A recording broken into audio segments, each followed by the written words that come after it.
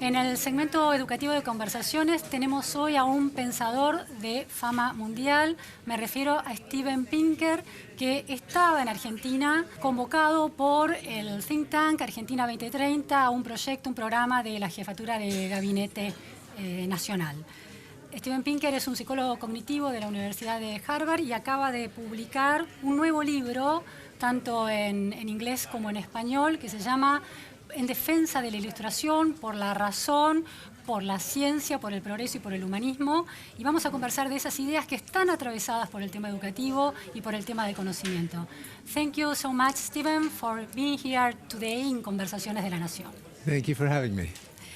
Steven, it is very interesting that in order to think the present times, you have to go back to the past.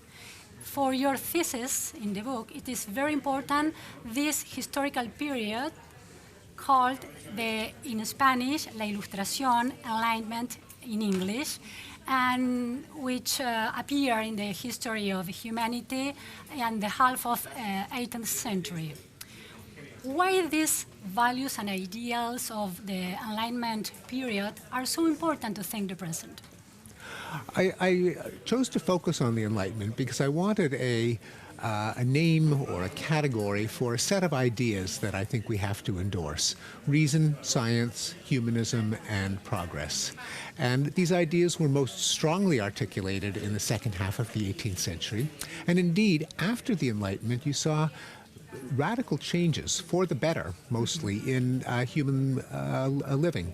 You have the abolition of slavery. You had the first arguments against war and colonialism.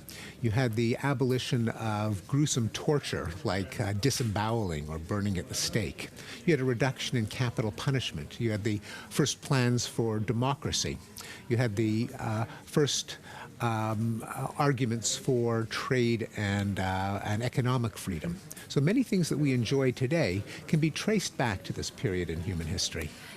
You said the word endorse, no? Why do you need and we should need to highlight these ideals, endorse these ideals today? Because many of them are threatened, particularly with the rise of nationalism and authoritarianism and populism, even fascism in Europe and the United States. We need to defend the alternative. Many people know that what they are against. They might say, well, I'm not religious, I'm not a nationalist, I'm not a populist, but what do we believe in? What do we argue for? And I argue that we have to know what it is that we believe in so that we're not just in opposing certain movements, but can make a positive statement as to what is valuable. And I would identify as those ideals reason, that is, we should try to analyze how the world works and how we should achieve our goals, not fall back on superstition or dogma or authority or conformity.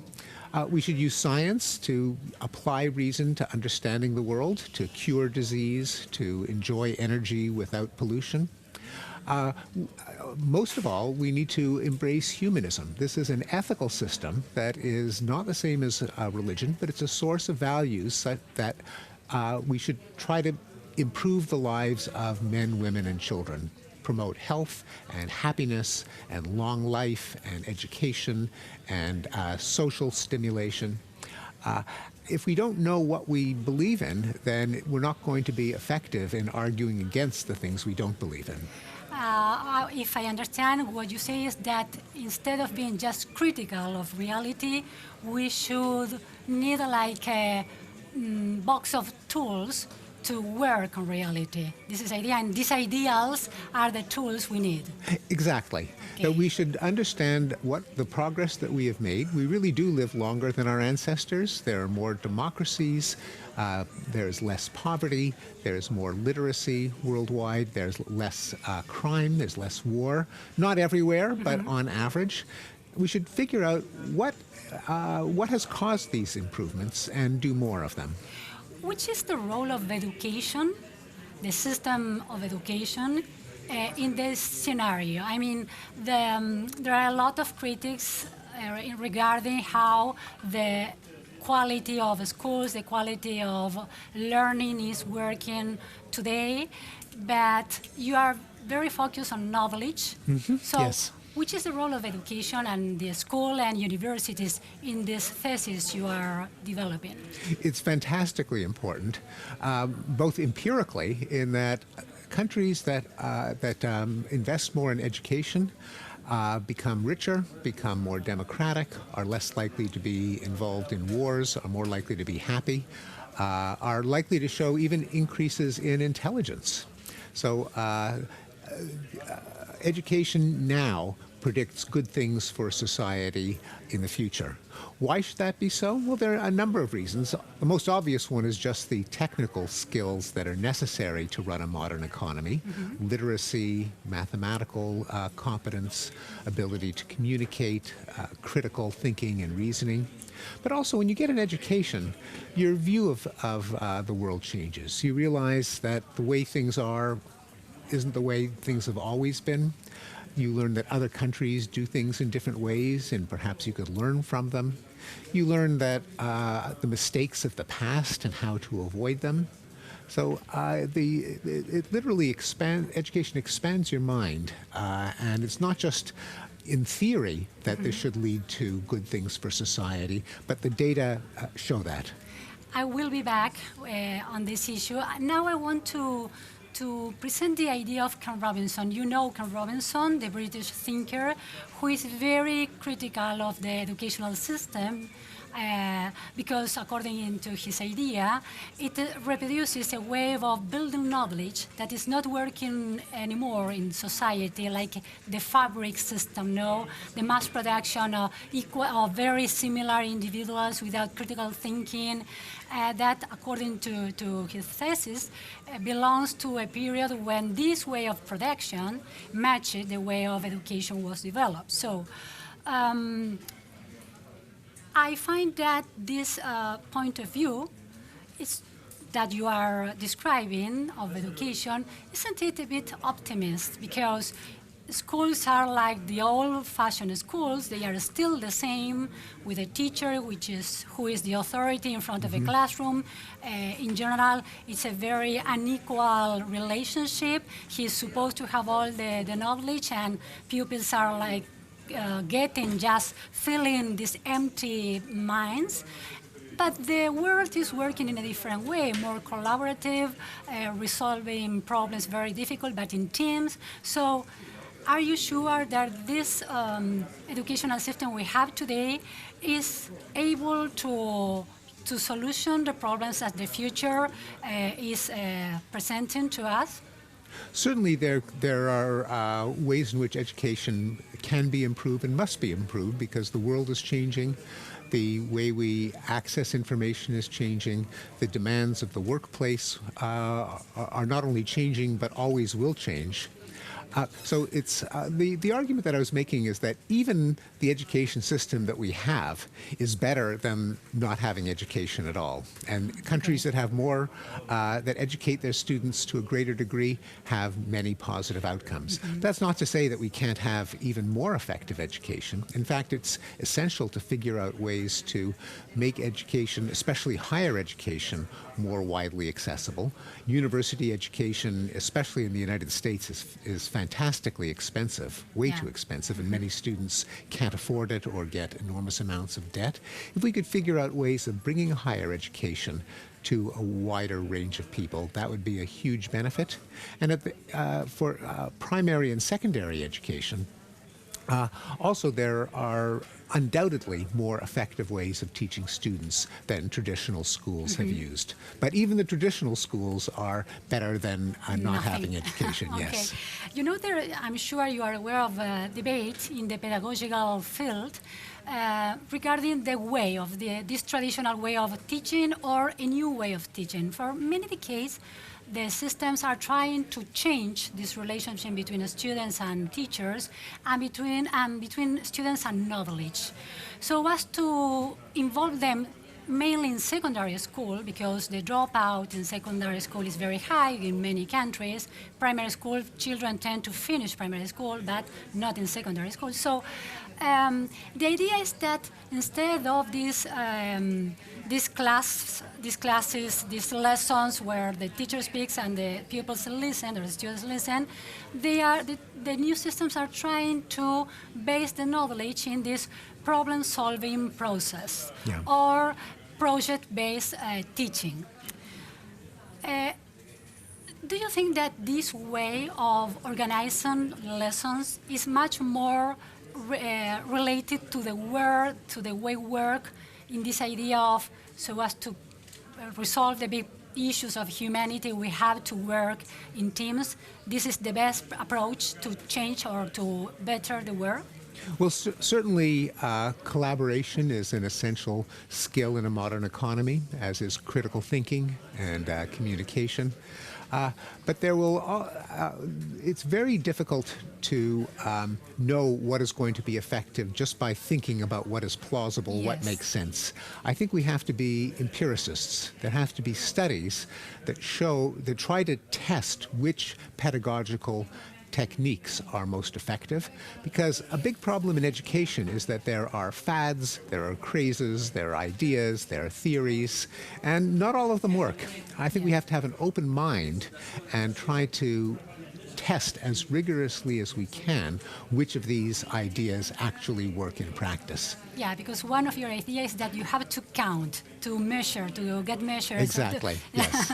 of what is happening really, so as not to be biased in some way. Also, for all of even though I am in favor of education for critical thinking and for collaboration, there's some parts of education that are always going to involve practice and memorization. And this is something that math teachers know, that even though it's essential to have insight as to what is a derivative, what is an integral, but unless the basic steps in mathematical reasoning are automatic, are second nature, you can multiply in your head, you can factor an equation just by looking at it, it gets harder and harder to learn the more advanced concepts. Yeah.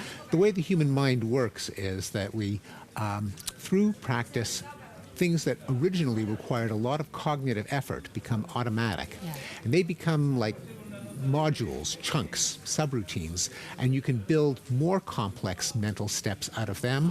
When they become automatic, still more complex mental steps. But there's always going to be hard work and exercises and repetition. And I think it is a dream to think that we'll eliminate that from education altogether. So memorizing is worthy, even we have Google. Even when we have Google, even when we have pocket calculators. Because your mind is set in another way, and it is prepared to learn more. That's right. It's like just when you learn to walk, first you have to think through every step, or when you learn to drive. Yes, yes. But then when it becomes automatic, you can drive and then use your mind to think about other things at the same time. You know Martha Nussbaum, this very interesting philosopher, thinker in the States. She has a book, the title is Non-for-Profit, and she makes a case in favor of liberal arts and how important they are for democracy. Yeah. And on the other side, you have this very critical point of view regarding the chattering class, the intellectuals, the critics, the cultural critics that tend to be very against capitalism or progress or technology.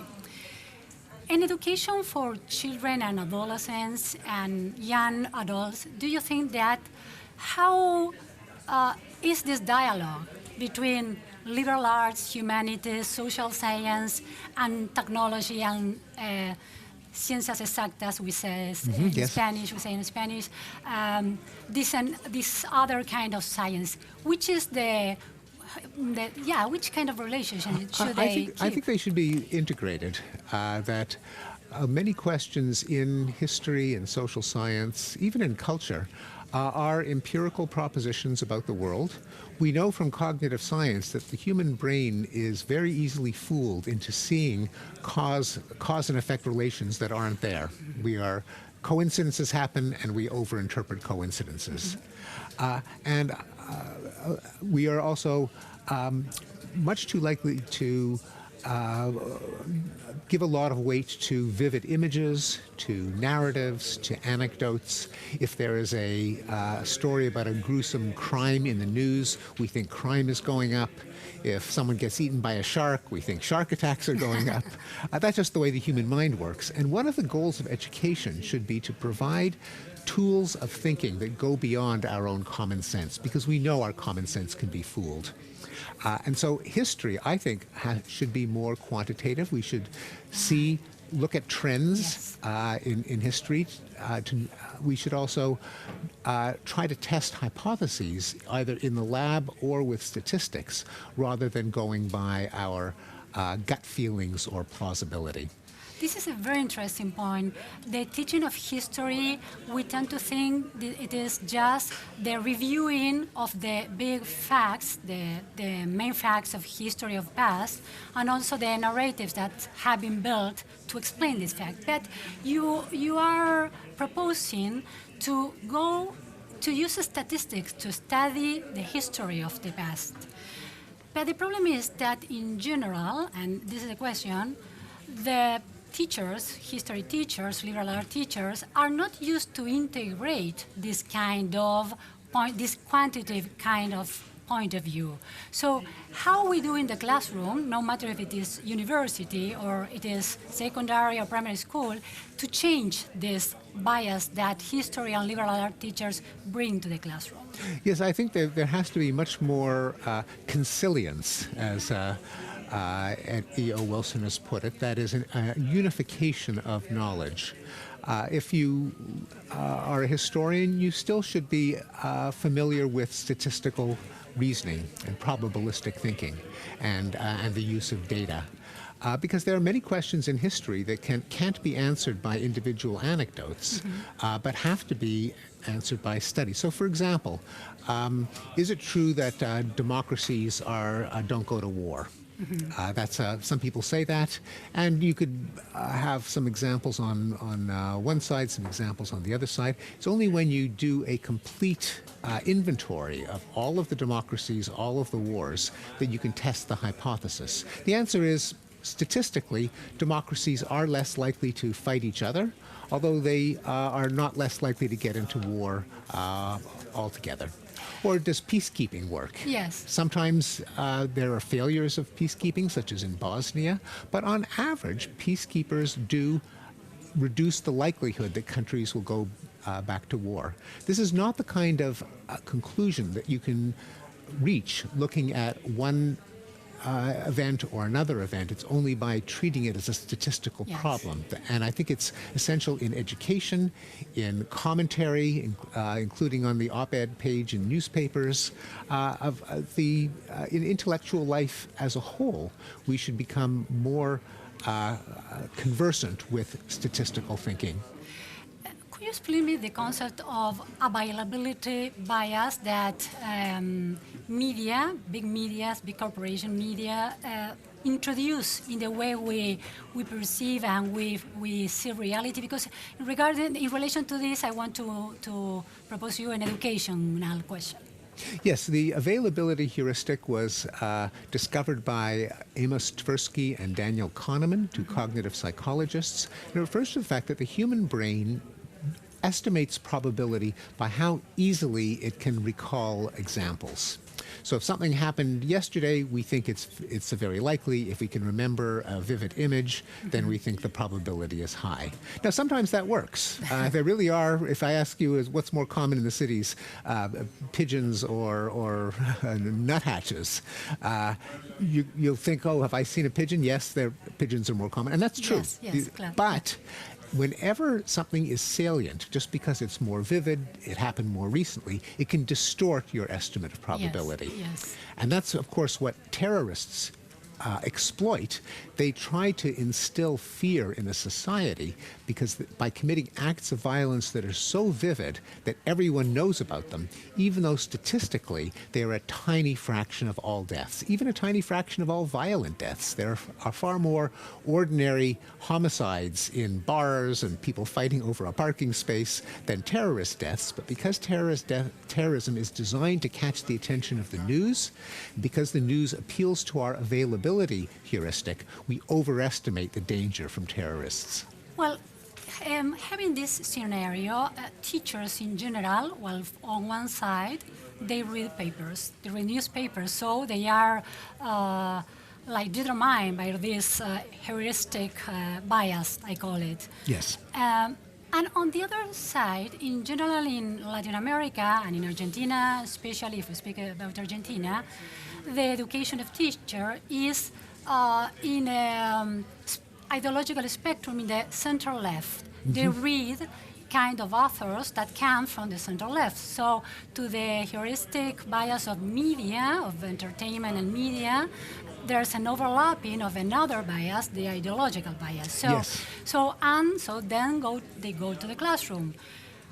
How the quantitative point of view can be spreaded given all this bias? Yes, I think that's a profound observation, because one cognitive bias that might be even stronger than availability is sometimes called the my side bias. The people in your tribe, your team, your coalition, you think that they are wise and knowledgeable and moral and noble, and the people on the other side you think are stupid and ignorant and evil and selfish. And both sides think that about the other side. Yeah. It even leads people to make errors in math. You look at a study, you give people some numbers. If the numbers support their point of view, they read them accurately. If they go against the point of view, they make errors in just reading the numbers. Or they deny them. Or they deny them, yes. Yeah. And we know that this is a problem in politicized debates, such as climate change, where the opposition to man-made climate change, at least in the United States, is not because of scientific ignorance. If you give tests of scientific literacy to people who deny climate change, people who accept climate change, they score the same. Yeah. What predicts the difference is simply how far to the left you are, how far to the right you are. And so how the educational system fight against this kind of bias? Yes. What to do? So you need political diversity in universities, in classrooms, in newspapers, because if everyone that you meet agrees with you, you'll never know what's wrong with your own opinions. Yeah, and so we should realize that together with diversity of gender and race and religion, we need a diversity of political opinion. And people have to be aware that this is a cognitive bias. Our view of the world is distorted when it comes to political issues that belong to one political coalition or another. Give me quote you a very interesting statistic. When it comes to political involvement, political participation among students, high school, for example, in Argentina, it is very common that they have at school a very well-organized political representation. But when they have to protest because of something, in general, something that it is a debate, agreeable out of school, a political issue, they occupy a school. They do not use this level of representations. Mm-hmm. They use their body to block the doors of the schools. They sleep over at the schools. So there's this organization, the OECD and peace assessment. There's another one called IEI, which is focused in math and science, peers and teams, other kind of assessment, which has run a study in Latin America in the second year of secondary school, asking students how they value different ideals of liberal democracy. Mm-hmm. And 69% of the students in the second year of secondary school says that they prefer dictatorship instead of democracy when it comes to if dictatorship can give them order, security, and economics benefits. Mm-hmm. And 53% of them thinks that they could give a job to a friend for a public position in the state if they have the power to do this. So why do you think that youth, or adolescents, teenagers are going start feel detached from the the best ideal of democracy, which is democracy is the system which can assure economic benefit and at the same time equality. What is happening? Yes, it may be in part because teachers are ideologically on the left, that they haven't been willing to teach students about the benefits of democracy, of liberal democracy.